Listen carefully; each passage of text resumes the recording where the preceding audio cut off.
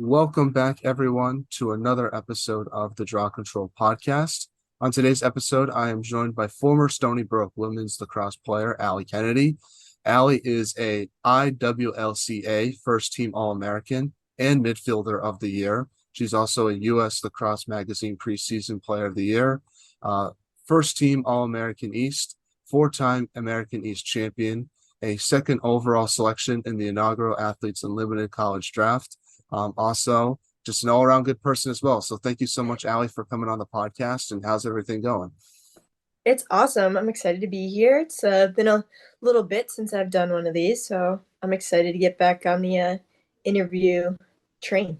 Well, I'm excited to talk to you today. And obviously, I kind of want to start off this pod, sort of just talk about the beginning of your career and then working all the way down. So from the research that I did on yourself, it says that you're from North Babylon, New York. So just talk about growing up there and how did you start playing lacrosse? Yeah, so North Babylon's on Long Island, and Long Island is a hot spot for lacrosse. But my town wasn't necessarily known for the greatness of their high school girls lacrosse team. Probably myself and three or four other girls on my high school team played club lacrosse outside of our high school lacrosse experience. And those same two or three went on to go play in college. So it was definitely a different experience than maybe some other girls had growing up on Long Island, where they're multiple times state champions, county champs, everything like that. In my high school career, we only made it to the playoffs twice, but I kind of enjoyed being on a team that was probably more known for its grittiness and hustle and scrappiness than maybe their clean look of play and stuff like that. And I honestly wouldn't trade my high school experience for anything. I honestly really loved it. Do you have like a favorite memory that sticks out to you when you look back on it now? Yeah, I definitely have a ton. We did win our first ever playoff game at home on my birthday, my junior year, which was sick. And then my senior year, we were playing Sachem East, and we had to win to get into the playoffs. And my best, my childhood best friend Barbara Rossini had the chance to win the game off of a pass from myself, and she got stuffed by the goalie, and the goalie, like whatever, was trying to clear it. And as she was chasing the goalie, she was hysterically crying. And then my other childhood best friend, Alina, caused a turnover. We end up getting the ball back. We score, we win, we go to playoffs. But it was definitely a memory that I love, talking to Barbara about, because seeing her crying and chasing the goalie was just like hysterical. But we ended up winning, so it was all fine. That's awesome. And I'm curious, growing up in Long Island, is lacrosse something like a sport that everyone plays? Because it seems like that's the case from everyone I've talked to. Or is it something like if your parents play, that's sort of how you get into it? I'm just curious about that.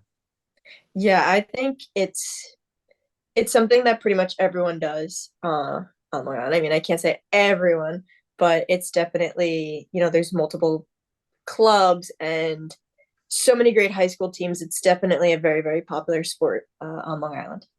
And I saw that some of your family members played. Your brother played for AIC. What's it like sort of growing up in a lacrosse family? It was awesome. Yeah, my brother went to American International College. He was a Fogo, and my sister was a low defender who actually also went to Stony Brook. So I was kind of, being the youngest, we don't say dragged around, but definitely pushed around from tournament to tournament, just following my siblings and being able to, go in the driveway and like my sister's 9 years older than me. So like doing 1v1s against my sister, or like just competing against my brother in any way. Like I would suit up and go in goal and he would shoot on me. Like that, there's no correlation for my position there, but it was just always great having maybe a little bit of competition, but just a little bit extra motivation to go out and do stuff all the time just because they were. And definitely helped me fall in love with the sport more. Now, growing up, who was like your favorite lacrosse player or team that you like to watch? It was different then, and I don't want to like sound like I'm like 40 years old, be like I didn't have anyone to watch. But it was lacrosse is only on TV probably when it was championship weekend. So the most lacrosse I've ever seen in person was watching my sister play at Stony Brook, and they weren't the same Stony Brook that they are now. They were not very good, and I love my sister very much, but no one would come to those games. But just being able to be around my sister and her teammates and like having them kind of be my role models is obviously what pushed me to go to Stony Brook. But like those are the girls that I always looked up to because I watched them in person growing up my whole entire life, and then now knowing them and seeing them, they all have babies and they're married, and now they're coming in. They watch me play at Stony Brook, so it's just like a cool full circle moment. And so definitely the Stony Brook team from probably 2010 to 2014. Now, how did your high school lacrosse experience sort of help prepare you for college with Stony Brook? Because, like you mentioned, you sort of played for a gritty high school. I'm assuming that sort of style of play must help make that transition to college much easier for yourself. Yeah, it helped and hurt in a way because I was so used to everything going through me, and operating through me at high school. Like the ball started and ended in my stick no matter what. But then you show up to a star-studded Stony Brook team, and I kind of had to learn how to play a role, which then was the grittiness side of things, was like ground balls, draw controls, like rides, like fast breaks, all the things that may not show up on a score sheet, a stat sheet necessarily, but definitely help a team win is what I had to do first, do my due diligence, pay that price of being that role player for my first 2 years, and then fall back on that foundation that I had from North Babylon, my junior and senior and fifth year, where it was like, okay, it's my time to shine. Bright lights are on. Like, let's go. Now, you also played soccer in high school as well. What was it like playing that sport, and do you think it helped you out in lacrosse? Because talking to other coaches and players, one of the complaints they have about sort of the younger generations, they don't play multiple sports growing up, and playing multiple sports, they said, makes you a better athlete, and it can also help prevent injuries. I'm curious if you had a similar experience playing soccer, if that helped you out in lacrosse in any way. Yeah, I love soccer and I honestly miss playing it. I think it helped not only with like my athletic ability and like staying in shape for lacrosse, but I think it also helped like my leg strength. And I was the captain on that team, so it helped me, relate to a sport that I necessarily knew I wasn't gonna like play in college, but also know how to be a leader in multiple different ways. And I also ran track in high school, so that definitely helped as well. But yeah, I'm totally all for girls playing multiple sports through high school and everything because I think specializing in one sport does more harm than it does good. So let's talk about your recruiting process with Stony Brook now. What made you want to go there versus other schools you might have looked at? And what was that process like for you when you went through it as a high school student? It was fun. It was nerve-wracking. I came from a Yellow Jackets team that was stacked and star-studded with some great players whose names are just like insane, like Katie Hogue, Kerrigan Miller, Taryn O'Miller was on my team, like just great, great lacrosse players. So I wasn't as highly recruited as they were, which is fine because it all worked out. But what really pushed me to Stony Brook was Joe Splain is a really good salesman, and he sold me on a dream that ended up coming true.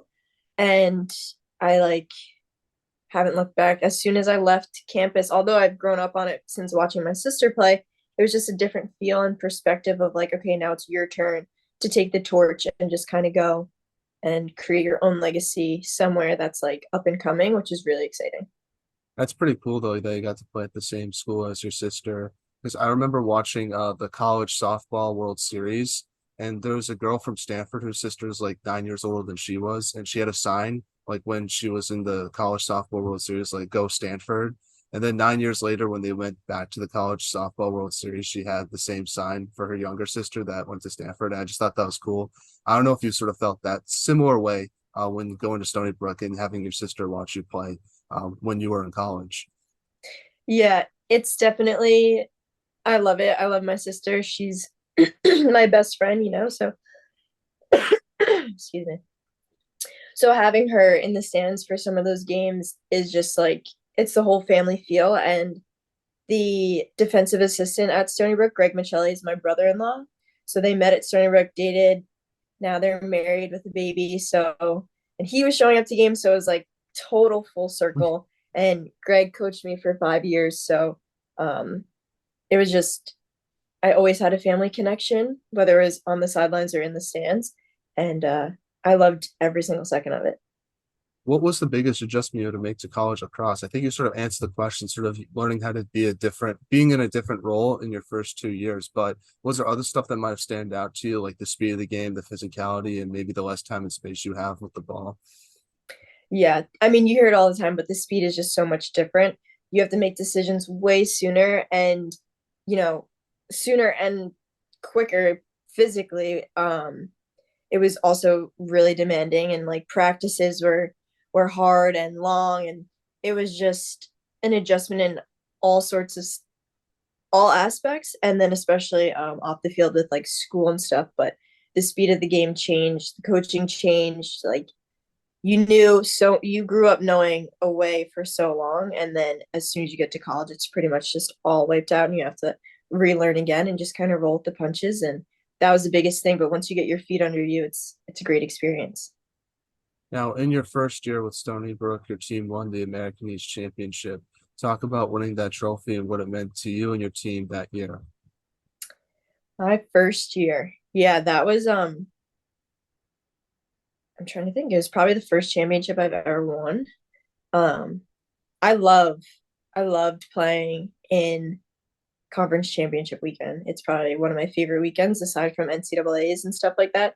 But it was just always great because it timed up well. It was like Friday or Thursday, Saturday, and then selection show Sunday. So it was just a weekend of excitement and nerves. But winning a conference championship is so much fun, and to do it every year that I was at Stony Brook is just special, and I love it, and I'm happy that they're in the CAA now and still doing it. I don't think there's many programs out there that have the conference winning streak that Stony Brook does, and it's super, super special, and it's something that I hope they continue to do and maybe break an all-time record. Now, in the tournament that season, you guys beat the number 11th team in the country in Northwestern before losing to a one-goal game against Maryland, who was the number one ranked team at the time.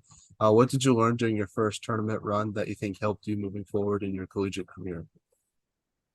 That seasons end and careers end way shorter and sooner than they should, and that you're only a part of a team like for so long, and just to enjoy every moment, whether you're a freshman all the way through a senior, because you'll never get these moments back. And like as much as it's going to be the same team next year, it's going to be different because we're bringing in new people and seniors that grew to love and know for so long for that year, and everything you've gone through is just kind of wiped clean. So just knowing that there's an end date to a college career and like being able to see that unfold is really heartbreaking, and it kind of changed my perspective on like, well, I want to end on my way with a win, hopefully, and not just like have it ripped out from under me.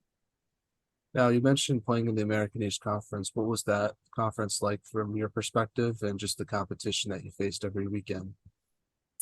Yeah, so the America East was really gritty, tough teams. I would say physically tough.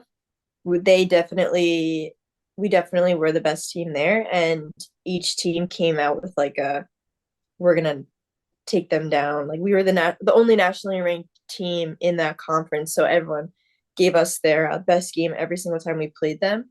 So it was definitely fun being challenged, but we definitely made it through that conference pretty smoothly. And I'm not gonna lie, I enjoyed playing those teams, those in conference teams at least. Now, during your collegiate career, you kept improving and getting better. It's definitely looking at the stat sheet, it seemed that way. So, what would you say was like the biggest improvement you made to your game throughout your time with Stony Brook? Biggest improvement, probably just the thing that I changed the most was probably my confidence and knowing that like I needed to do more my junior years. There was a big jump from my sophomore year to my junior year, and I remember having a conversation with Coach Splina being like, if we're gonna win, like he needed me to produce more, and I took that as not only like a confidence boost to myself, but also a challenge in knowing like, okay, if we're gonna win and this team is gonna go as far as any other Stony Brook team ever has, like it's got to go through me, then falling back on those high school, like tendencies of like, all right, time to take over and stuff like that. That was probably the biggest change because it was something I wasn't used to my freshman and sophomore year. I was more of like a facilitator, get the ball to the girls that score and like get the ball off the draw and go. But then it was my turn to do all of those things, which is something that I love doing. So that was definitely the biggest change of just like now it was my turn almost just to step up and do it all. I just sort of work on your confidence throughout the season because I feel like that's a hard thing to work on because you can lose confidence super easily and it's super hard to gain it.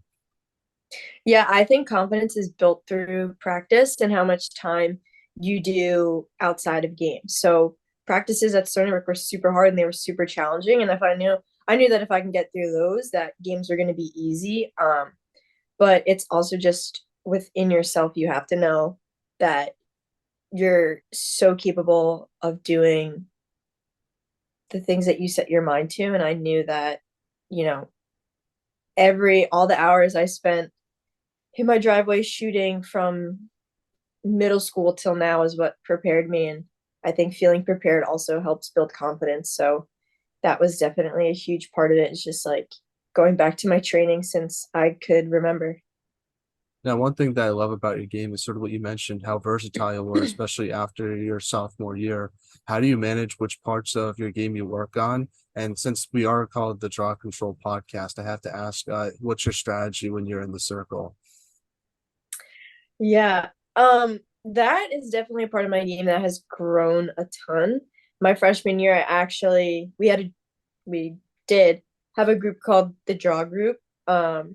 And it was full of the takers, circle girls and like girls to be defenders and stuff like that. And I was in it my freshman year and then I didn't do well, so then I got kicked out of it.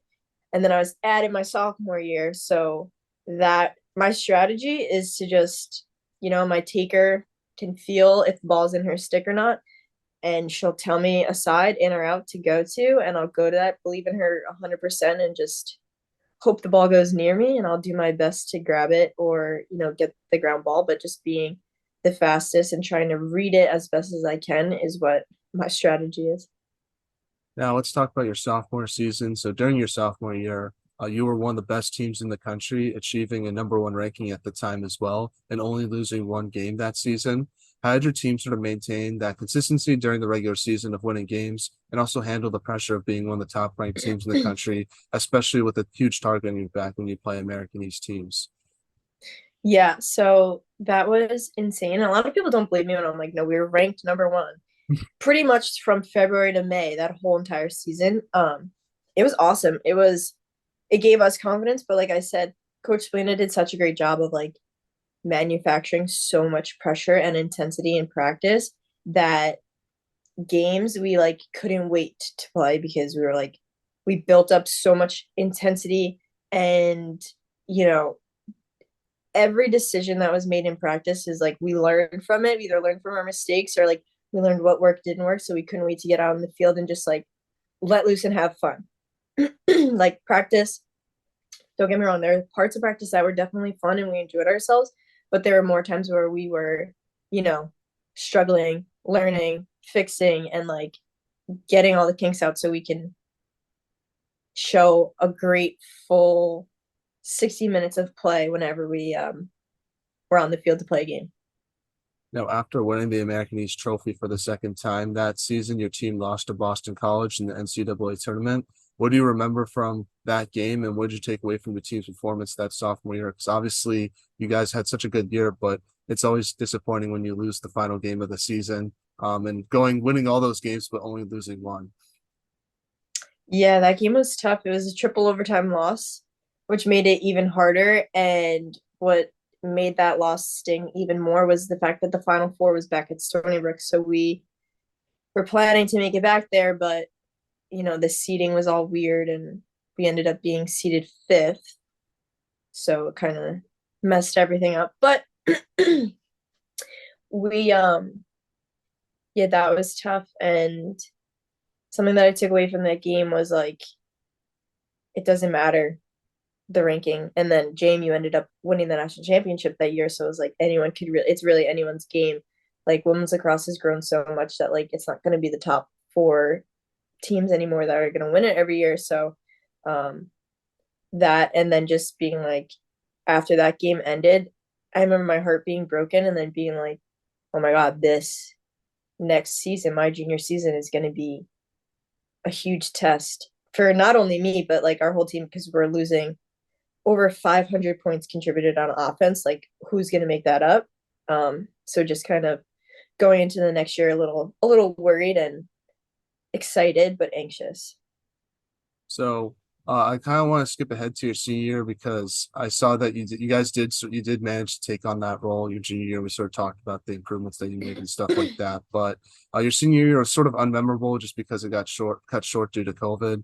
How did you sort of handle that challenge and adversity of not getting the chance to finish your senior year, but also just trying to find ways to train and sort of get yourself ready for the next time you're going to play lacrosse because obviously it was very uncertain at that time. So I'm just curious, just talk about just that challenge and how you sort of got through it. Yeah, it was tough. I mean, at first we just thought it was going to be a pause and then like we'd resume up.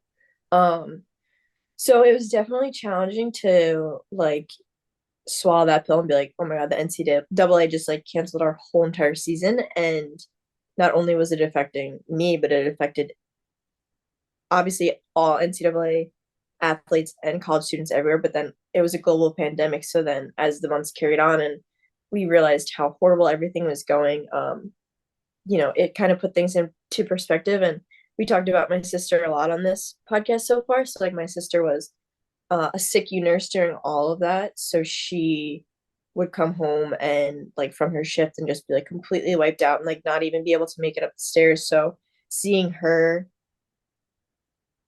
in that aspect was like, okay, my problems aren't really that big and like lacrosse will resume up and always be there for me. Like this is way bigger than lacrosse and I just kind of need to put it in perspective right now and that's what I did. But training, I just would go for runs, have my hand in my stick, go to a field, all the things I could do within that time. It was honestly pretty boring because there wasn't much to do, but yeah, I stayed um, personally motivated and I knew that I had another year to come back to and a full year, even though it was going to look a little different, but I was still excited and I knew, 5 years, I knew what it took to stay in shape for lacrosse and what to do and what my skill level should be at. And that once I got to Stony Brook in the fall, that it was only going to get better.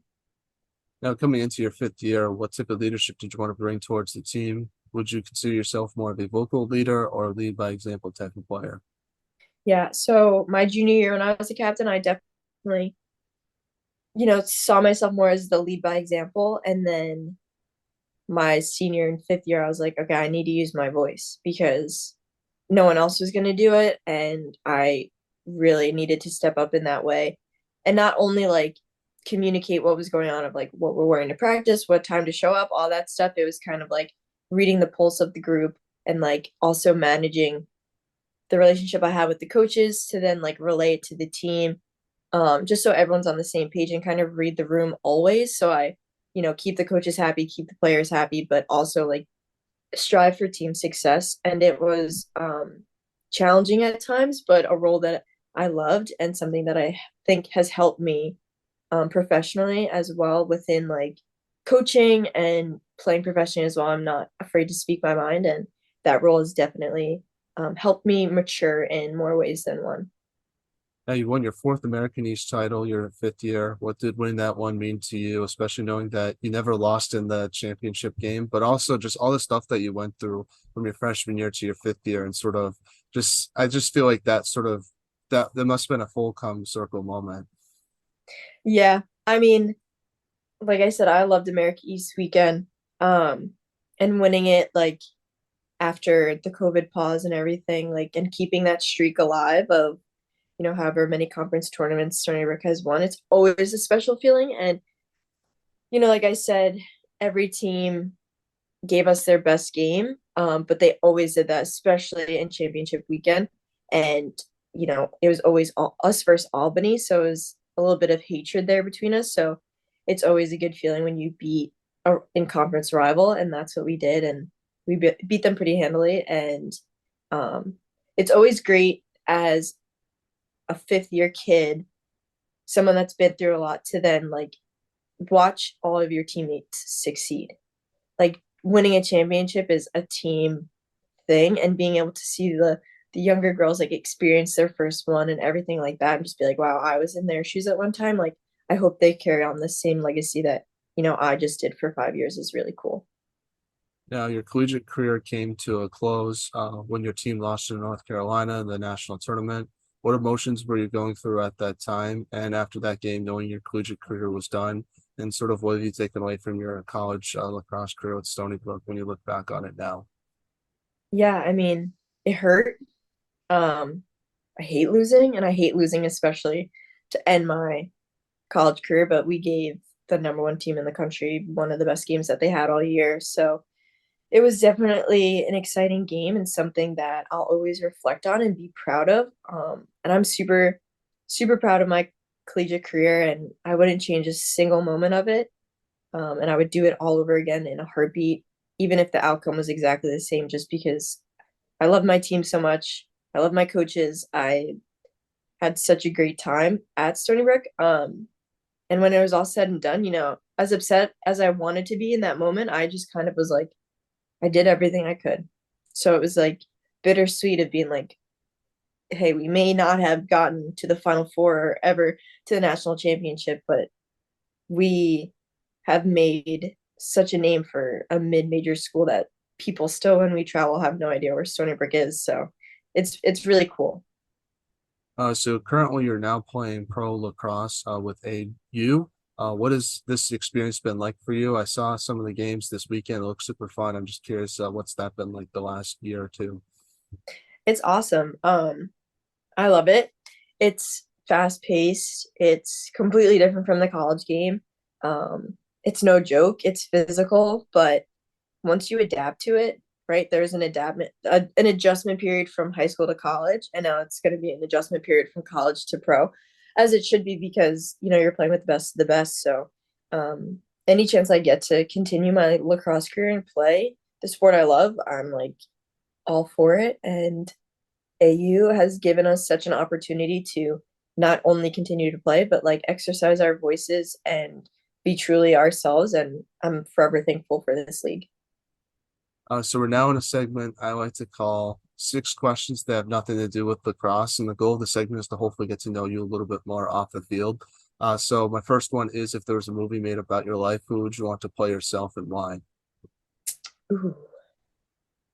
All right, so I've answered this question before. Someone randomly asked me this one time after a US game, but I said Scarlett Johansson. Um, love her. I also think that I really loved her from like the Marvel movies, and I think her personality is like kind of similar to mine, as if like I know her on a personal level, but just from what I've seen in the movies. I don't know who I'd pick. I'd probably pick Ryan Reynolds. I know we look nothing alike, but I feel like he would do a good job playing me, so I'll go with him. Now, what music do you like to listen to?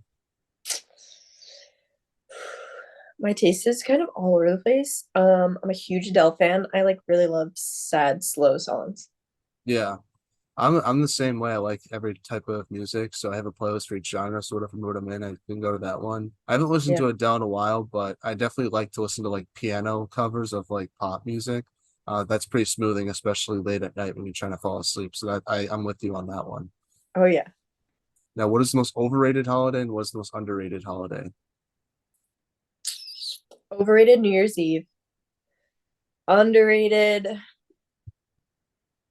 I don't know. Does Thanksgiving get the That's hype what I it would pick. deserves? That's what I would pick, just because I feel like it gets overshadowed by Christmas a little bit. But it's just a fun holiday. You don't have any pressure of giving gifts, and you can just enjoy good Yeah. food and watch football. So Just show up and eat. exactly. I agree with you on New Year's Eve though being the most overrated. That you're just pretty much waiting for a clock to turn midnight, and then everyone's just sitting there like, "What do we do now?" So I'm totally with you on it. I get why some people might like it, but it's not for me. No, and like the planning and the outfits, I'm like, I can't. It Yeah, all doesn't like, I don't know. I feel like plans always fall through on that night. So yeah. Who had the best style off the field on the Stony Brook women's lacrosse team? Obviously, you did, Allie, but besides yourself, who would you say had the best style on the team? Um,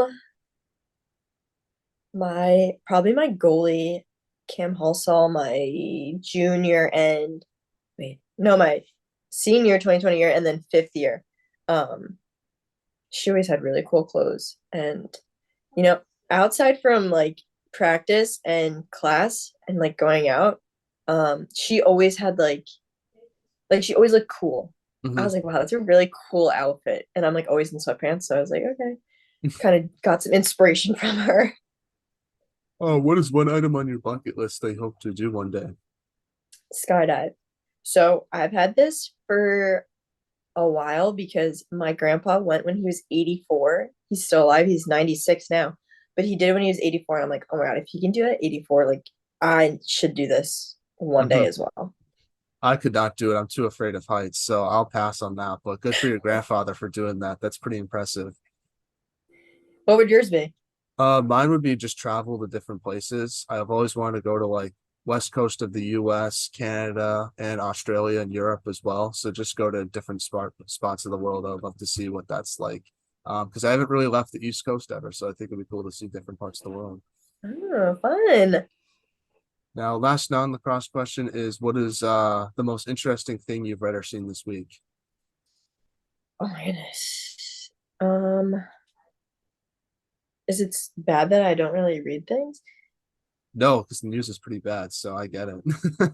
I know, it's actually scary. It's not like ever happy when I turn it on. Um, I don't know, but I'm going to see Barbie tonight, and I've seen that it's not just like a feel good, happy like kids movie, that there's like a really deep meaning to it. So I'm kind of excited for that. Yeah.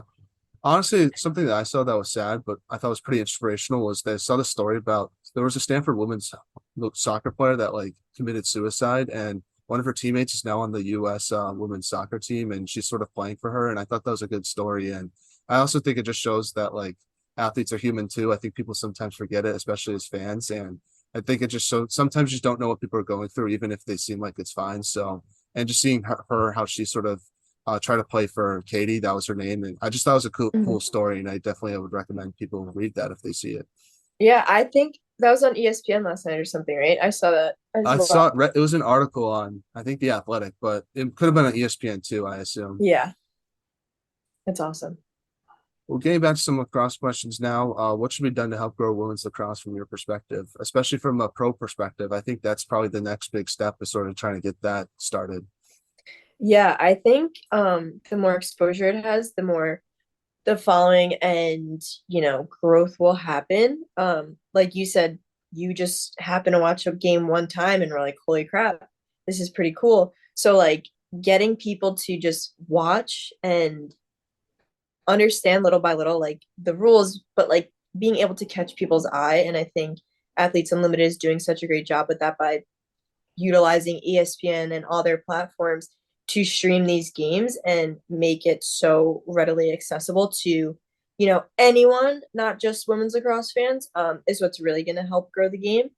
I mean, I love it. And once I feel like, because the US and Canada are so dominant in so many ways with the sport, that this last World Cup there were 32 countries that participated, and just being able to grow it internationally as well would also be huge.